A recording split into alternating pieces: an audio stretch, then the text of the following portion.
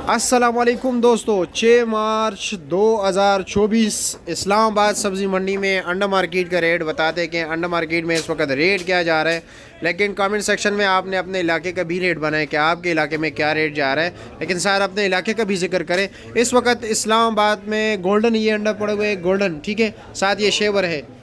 Shaver का जो rate चल रहा है इस वक्त तो पेटी तकरीबन है 7,350 रुपये की और ट्रे जो है 610 रुपये की है। दर्जन यानी तकरीबन 245 रुपये का पड़ता है और एक दाना 20 रुपये का और तकरीबन 30 के 41-40 पैसे इस तरह है, ठीक है। अगर हम फिर गोल्डन की बात करें तो गोल्डन जो है इस वक्त ट्रे चल रहे भाइयों 750 रुपये की और दर्जन है 320 रुपये की। इसका भी वेट यही है भाई, 58-60 ग्राम, ठीक हो गया।